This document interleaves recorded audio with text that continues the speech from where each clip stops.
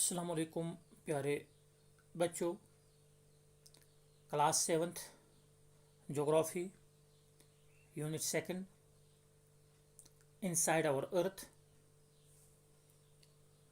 जब हम inside our अर्थ की बात करते हैं तो हम कहते हैं कि the earth our homeland is a dynamic planet.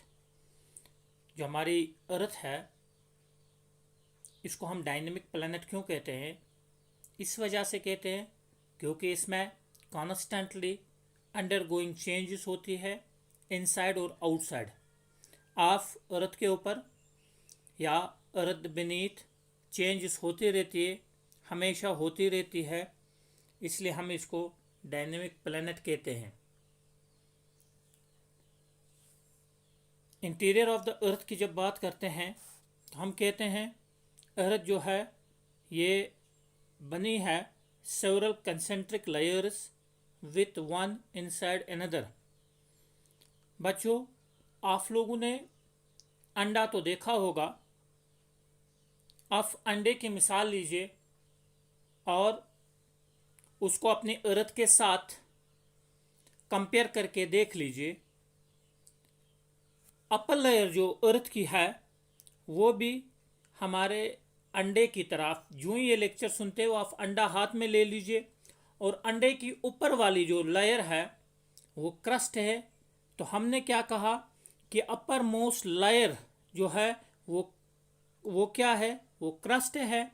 और अगर हम तीनों लेयर्स की बात करें, क्रस्ट, मेंटल और कोर की बात करें, तो इन तीनों में से जो पतली लेयर जो है वो क्या है? वो क्रस्ट है।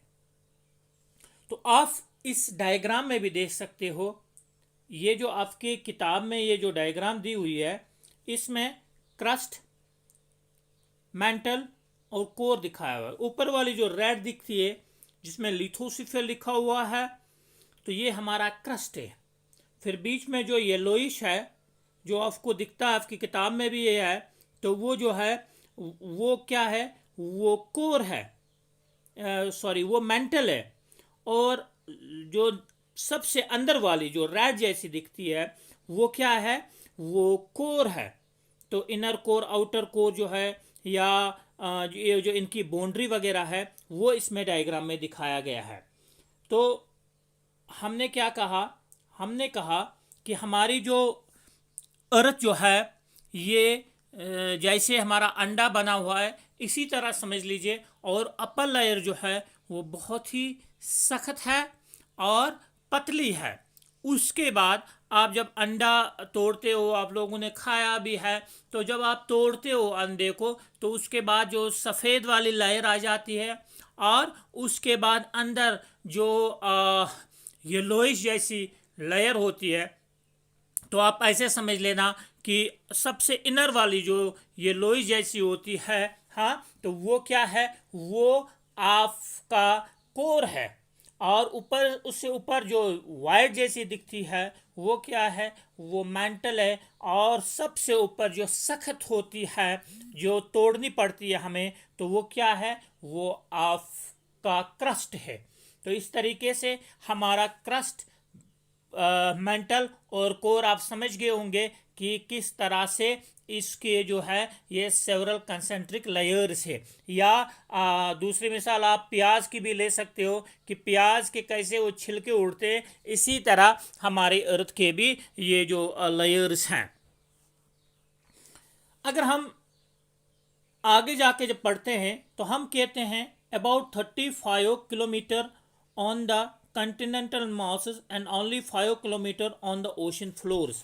जब हम आगे पढ़ते हैं तो हमने पहले क्या कहा कि अपर मोस्ट लेयर जो है वो अर्थ सरफेस वो क्रस्ट है, हाँ, ये सबसे पतली है। और ये तकरीबन यही क्रस्ट जो है ये कितना पाया जाता है? जब हम कंटिनेंटल में, जब हम कंटिनेंट इसके ऊपर देखते हैं तो ये तकरीबन 35 किलोमीटर है। और यही घट के 5 किलोमीटर तक ये पहुंच जाता है जब ओशन की बात करते हैं। ओशन तो आप देखते हो, हाँ, बड़े बड़े समंदर तो देखा होगा, ये समंदर किसी चीज़ के ऊपर रुके होते हैं ना, तो उसको ओशन, जो फ्लोर नीचे उसका है, तो वहाँ पे हम जब देखते हैं तो ये 5 किलोमीटर तक है। कहाँ पे? ओशन फ्लोर्स में। और कॉन्टिनेंट्स में ये जो हमारा क्रस्ट है ये 35 किलोमीटर तक फैला हुआ है।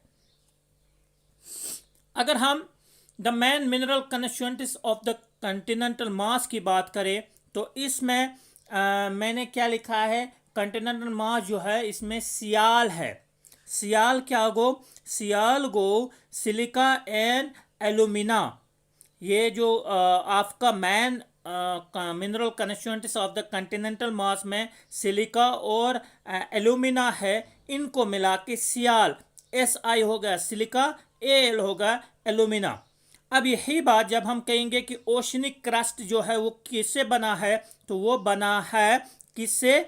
सीमा से, सिलिका एंड मैग्नीशियम से, इनसे ये बना है। तो हमने जब कॉन्टिनेंटल क्रस्ट की बात की तो वो किससे बना है? सिलिका और एलुमिना से, जिसको हम सियाल बोलते हैं। And Seema in oceanic crust, तो सीमा मतलब हो गया, क्या मतलब हो गया? सिलिका, SI हो गया सिलिका, और MA हो गया मैग्नीशियम। तो ये दोनों मिलके बने हैं।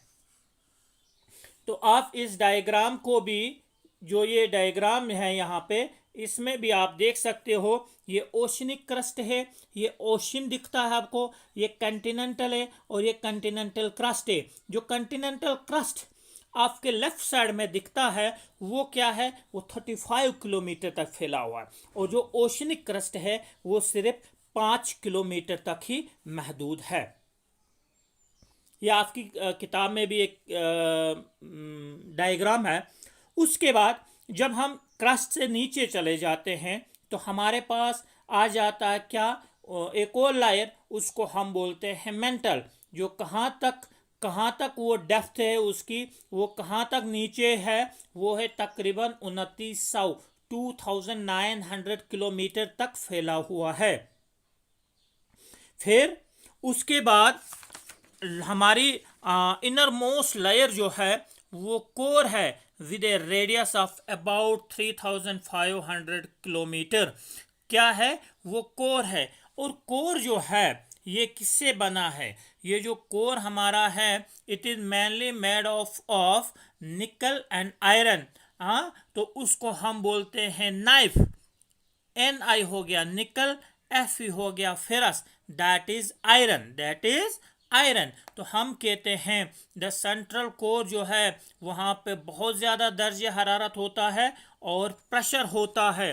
तो आप समझ गए होंगे कि हमारी 3 लेयर्स हैं, और 3 लेयर जो है उनको कैसे हम समझाएंगे। जो मैंने आपको कहा कि हमारा क्रस्ट, मेंटल और कोर।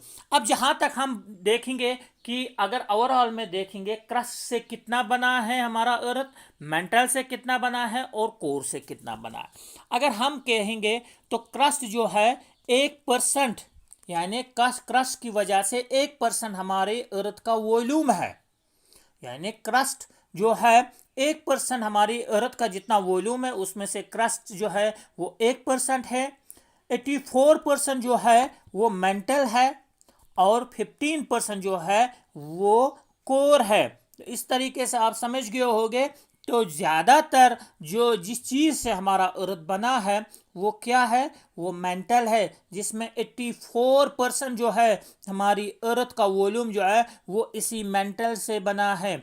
1% क्रस्ट को जाता है और 15% जो है वो कोर को जाता है। तो इस तरीके से हमने पढ़ा कि हमारे इंटीरियर ऑफ द अर्थ में क्रस्ट, मेंटल और कोर बना हुआ है। हाँ, तो ये हम कहेंगे कि क्रस्ट, मेंटल और कोर है, और क्रस्ट अपर लेयर है, उसके बाद मेंटल जो है वो उससे बीनीथ है, फिर आखिर में जो सबसे नीचे है वो कोर है। तो क्रस्ट, मेंटल और कोर, जैसे मैंने आपको अंडे से भी मिसाल समझाई, इस तरीके से अगर आप अंडा लोगे फिर उसको तोड़ोगे फिर आप समझ जाओगे कि हमारे अर्थ के इंटीरियर भी इसी तरह से क्या है, 3 कंसेंट्रिक लेयर्स है जो वन इनसाइड अनदर है, एक दूसरे से अंदर दूसरी है। तो इस तरीके से हम समझ सकते हैं कि हमारा अर्थ जो है, हमारे अर्थ इंटीरियर ऑफ द अर्थ में क्या क्या चीज़ें हैं